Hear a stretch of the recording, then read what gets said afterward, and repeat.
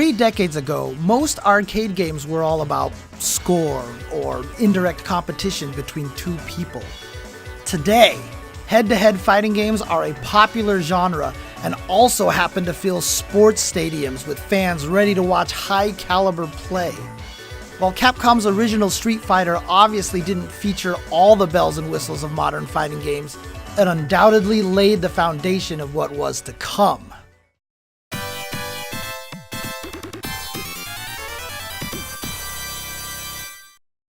Now, as you might imagine, the original 1987 Street Fighter was a game of firsts. Players were introduced to both Ryu and Ken, the only two playable characters in the game. Player 1 is Ryu, and if someone else put in a credit and both started the game at the same time, the other person was Ken. The winner moved on to face the computer in a normal one-player mode, and you could not challenge that player again. That said, Street Fighter 1 did introduce the world to characters who would return in later games. Adon, Gen, Birdie, and the final boss, Sagat. Ryu and Sagat's showdown at the end of the game may not seem all that dramatic here, but their battle actually factors into Sagat's overall story for the rest of the series. Other firsts for the series included bonus stages and victory quotes after you beat your opponent. But unlike Street Fighter 2, the Street Fighter 1 quotes were actually voiced, even though everybody had the same win and loss quotes. Brooklyn, but don't forget Germany gold, thank you all over the world. Ryu's 3 iconic moves have been here since the beginning: the Hadouken, Tatsumaki Senpukyaku, and Shoryuken. They were fairly difficult to pull off, but if you timed it just right, the Shoryuken and Tatsu could take out other characters in one motion.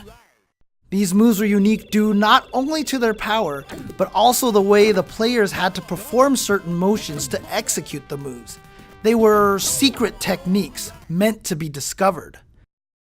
There were 2 Street Fighter variants in the arcades back in the day, one with pressure-sensitive punch and kick buttons players had to physically strike that could result in 3 varying strengths, and a later version that opted to separate each strength of attack into their own button, leading to the usual 6-button layout the series uses today. Street Fighter 1 may not be the most dense or complex fighting game, but there's no denying how important it is to the overall legacy of the series. From characters to moves, and yes, even some initial world-building lore, this laid the groundwork for all Street Fighter titles. Out of the best, you now play Street Fighter in the world. It would take 4 years for a follow-up to appear, but once Street Fighter II arrived in 1991, it changed fighting games and arcades forever. The drastic improvements in graphics, sound, playability, and overall presentation made Street Fighter II an immediate hit, and within a matter of months, it was a worldwide phenomenon. And this wasn't just happening in arcades, it was in pizza joints, bowling alleys, laundromats, convenience stores, and just about anywhere else an arcade cabinet could fit. A big part of this success was due to the all-new roster of fighters from around the globe. Ryu and Ken returned, but they were joined by a colorful cast that brought the number of playable characters up from just 2 to 8. All brawlers up to this point usually had a motley crew of enemies to fight, but for the first time you could actually play as the opponents you encountered. This was actually a really big deal at the time. Each character became a legend in his or her own right, from military man Guile to Chun-Li, the strongest woman in the world. Their signature moves, costumes, and catchphrases all got their start right here. Bonus stages returned, now updated to piles of flaming barrels and the now iconic car-busting challenge inspired by the Final Fight series. And if players stopped fighting each other long enough to fight through all the CPU opponents, an additional 4 characters appeared, the AI-controlled Grandmasters, who acted as both final challengers for the player and as villains for the game's stories. Sagat returned, but now with a huge scar running the length of his chest. The story goes that Ryu didn't just defeat Sagat all those years ago, He ripped him up using the Shoryuken as a final blow, giving him the now signature scar on his chest. These little character touches became known thanks to each character's colorful ending scenes.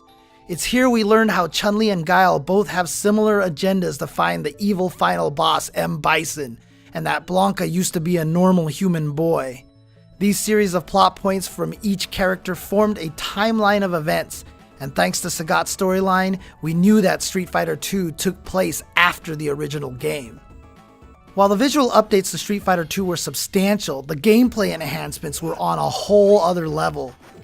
Just as Ryu and Ken had special abilities in the first game, now there were 6 other fighters that players had to explore. Fans would spend days trying to figure out how to throw a sonic boom or pull off Zangief's spinning pile driver. The good news is that special moves in Street Fighter II were far more consistent and reliable than the original game, thanks to improved controls. With some practice under your belt, you could start linking these normal attacks into a character's special moves, creating a robust combo system that forever changed the series, and in some way, games as a medium. The ability to string attacks together like this enabled players to create their own playstyles and express their personalities through in-game combat. You could also grab and throw your opponents, adding even more of a street fight feel to the game. Naturally, all these options led to a genuine fighting game scene and true competition began to take shape. Everyone's minds were lit up with the possibilities, but it wouldn't be long before Street Fighter II evolved.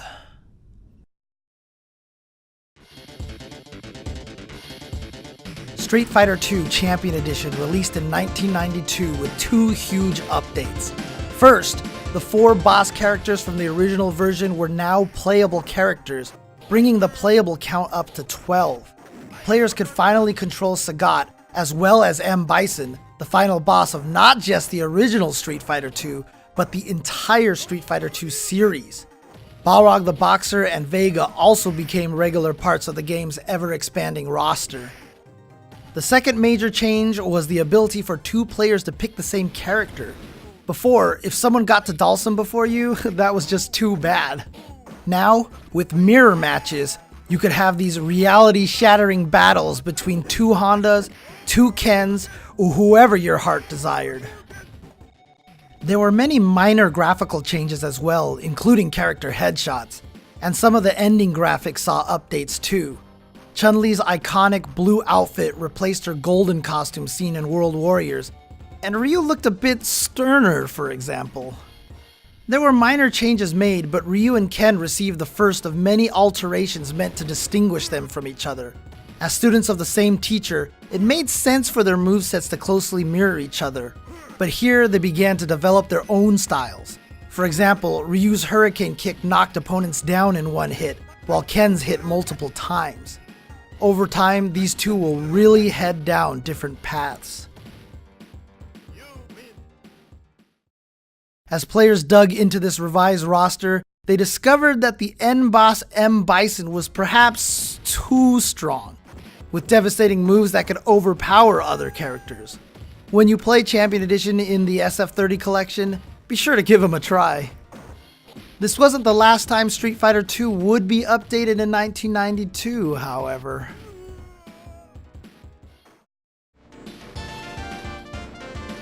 Hyperfighting debuted later in the same year, acting as a more thorough update of Champion Edition. The primary change was to the game's battle speed, which was cranked up to make competition more hectic and fierce. Most characters received new default colors. Check out Guile's blue camo, for instance. Further adjustments were made to the roster, with some receiving all new moves. Chun-Li could now throw a fireball, but this Kukoken is still a work in progress. Zangief received a second lariat that was much quicker and could slip through sweeps. This version of the game revitalized the competitive arcade scene in many ways. It was rebalanced based on feedback to Champion Edition, and new techniques were continually being discovered. The extra speed also added a new layer to the game that most pros really enjoyed.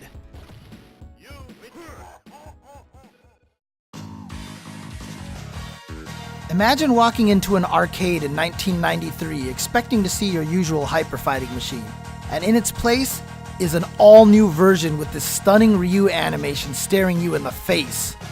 Super Street Fighter II was a dramatic reimagining of the game from top to bottom, with all new character profiles, ending screens, sound effects, background details, and best of all, 4 completely new characters. These new challengers have since become world-famous fighters on the same level as the prior 12. DJ, Fei Long, T-Hawk, and Cammy would all return in subsequent Street Fighter games, with Cammy appearing most recently in Street Fighter V. Super Street Fighter II also introduced an in-game scoring system that awarded points for certain moves. This included certain terminology that's still in use today, like reversals and first attacks.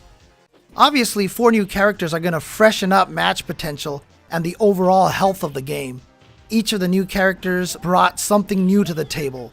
Fei Long used his unique martial arts skills to deal rapid damage in ways players hadn't seen before. Players who loved grappling had another powerhouse to consider, the high-flying T-Hawk. Cammy, a British fighter with a mysterious background, offered a quick in-and-out play style. And finally, DJ used tactics to dominate both the ground and the air. But the main roster received a fair amount of attention as well. Ryu and Ken continued their divergent paths by receiving different fire-based attacks, with Ryu throwing a flaming Hadouken and Ken debuting his flaming Shoryuken, a character staple to this day. Chun-Li's Kikoken finally got its signature pose too. But the 4 Shadaloo bosses were especially enhanced, gaining many new moves and many new beautiful animations. The game speed was slowed back down to pre-hyper fighting levels, though this would be a temporary rollback. 1994 gave us Super Street Fighter II Turbo. Its spruced up attract mode integrated Cammy and Chun-Li into the mix, and near the end we saw the first glimpses of Akuma, who made his debut here as a hidden boss. It would take a long time for players to even discover that Akuma was actually usable as well, being selectable through an elaborate process on the character select screen, though this power-obsessed demon would soon become a regular part of the series. And as you might have guessed by the name, the speed had been jacked back up to hyper fighting levels, though it was possible to adjust the speed even beyond that. With years of adjustments and balances under their belt, the Street Fighter roster was already bursting with refined strength. But what could really push it over the top? How about super combos? All new devastating moves that could completely turn the tide of a match. And if you managed to finish off your opponent with one of these high-risk moves, you were treated to a sense-shattering starburst that told the whole room you just won. Super Turbo also brought us air combos, which allowed players to hit opponents in the air, then essentially juggle them into other moves or even super combos. This really changed the way the game was played. Air combos added a new element for players to explore, which helped define an all-new core feature for future fighting games. At this point, characters had changed quite a bit since the original 1991 Street Fighter II. Super Turbo acknowledged this by offering the older versions of each character, which provided even more playstyles and options. One interesting result of this move was that the original version of Sagat within the world of Super Turbo turned out to be one of the strongest characters in the game. He was even soft-banned in Japanese tournaments. There is no doubt about Street Fighter II's place in video game history, but it's more than that. Its impact on popular culture is undeniable. Most people still remember Ryu and Chun-Li. The series ended up in well-known lines of toys. It had TV shows, movies, and more product tie-ins than you can Shoryuken your fist at. Its characters, music, and visuals are known the world over, including Guile's original theme song becoming a popular internet meme even just a few years ago. But after 30 years since the first game, and more than 25 years since Street Fighter II, perhaps the biggest testament to the Street Fighter II series is that both Hyper Fighting and Super Turbo still command healthy tournament presences all around the globe, even decades later.